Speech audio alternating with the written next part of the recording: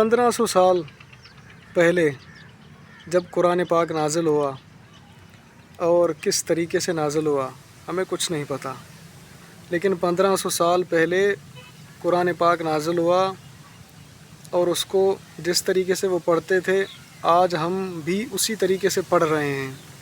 دین اسلام میں کوئی رد و بدل نہیں ہوا، یہ بہت بڑی بات ہے۔ اب دیکھو، میں حافظ ہوں 2013 کو، اس وقت میں قرآن پڑھتا تھا۔ فرض کریں سورہ بقرہ، الف لام میم ذالک الکتاب لا ریب فیہ ھدی للمتقین الذین یؤمنون بالغیب ویقیمون الصلاۃ ومما رزقناہم ینفقون والذین یؤمنون بما انزل الیک وما انزل من قبلک وبالآخرۃ ھم یوقنون۔ ٹھیک ہے، ابھی میں پڑھ رہا ہوں، یہ 2013 میں نے اس طریقے سے قرآن پڑھا تھا، اور آج 2025 ہے، تب بھی میں اس طریقے سے پڑھ رہا ہوں قرآن۔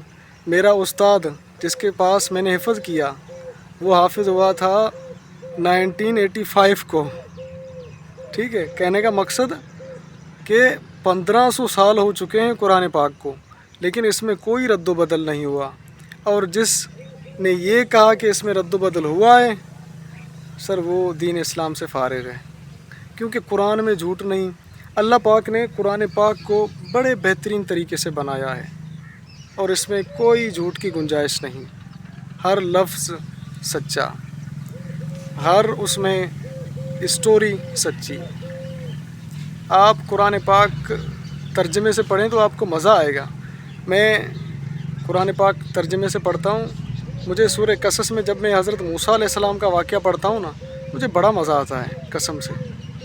اور سورہ یوسف میں حضرت یوسف علیہ السلام کا واقعہ، اس کے علاوہ بقایا انبیاء، حضرت آدم، حضرت نوح علیہ السلام، حضرت نوح علیہ السلام کی ہسٹری سورہ ہود میں، سورۃ یونس میں حضرت یونس علیہ السلام کی ہسٹری، اور فرعون کا ڈوبنا۔ یعنی کہ آپ قرآن پاک کو جہاں سے پڑھیں، چاہے اوپر سے پڑھیں، پہلے پاروں میں سے سورہ بقرہ پڑھیں، سورہ آل عمران پڑھیں، مائدہ پڑھیں، نساء پڑھیں، اعراف پڑھیں، انفال پڑھیں، توب پڑھیں، ہود پڑھیں، یوسف پڑھیں، رعد پڑھیں، ابراہیم پڑھیں، جس سورت کو اٹھاؤ اس میں مزہ آئے، اور پڑھنے میں آپ کو بورنگ بھی نہیں ہوگی۔ آپ ایک مرتبہ پڑھیں، اس کے بعد آپ دوبارہ پڑھیں گے تو آپ کو مزہ آئے گا، اس میں اور باتیں نکلیں گی۔ ایسا سکون اللہ پاک نے اس میں رکھا ہے کہ اس کی کوئی انتہا نہیں۔ یہ قرآن پاک کی فضیلت ہے۔ اور دیکھو، 1500 سال پہلے نبی علیہ السلام، صحابہ کرام رضوان اللہ علیہم اجمعین نے اس طریقے سے قرآن پڑھا، اور آج 2025 ہے، 1500 سال کے بعد بھی ہم اس طریقے سے قرآن پاک پڑھ رہے ہیں، اور یہ بہت بڑی فضیلت ہے۔ یہ زندہ معجزہ جس کو مسلمان تو مانتے ہی ہیں، اگر یہ آپ کسی کافر کے پاس، کسی یہودی کے پاس لے کر جائیں مقدمہ تو وہ بھی مانے گا، اس میں رد و بدل تو ہے ہی نہیں۔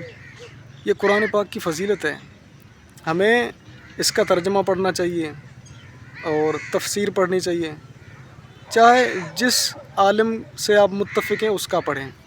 اہل تشیع مکتبہ فکر سے آپ تعلق رکھتے ہیں تو اہل تشیع مکتبہ فکر والوں کا ترجمہ و تفسیر پڑھیں، بریلوی مکتبہ فکر سے تعلق رکھتے ہیں تو بریلوی مکتبہ فکر کا ترجمہ اور تفسیر پڑھیں، لیکن قرآن پاک پڑھیں صحیح۔ اہل حدیث کے جوناگڑھ ہیں، اس کا بھی پڑھ کے دیکھ لیں، اور اس کے علاوہ دیوبندیوں کے مولانا اشرف علی تھانوی ہیں، اور مولانا تقی عثمانی ہے، اس نے بھی بڑا اچھا تفسیر لکھا ہے۔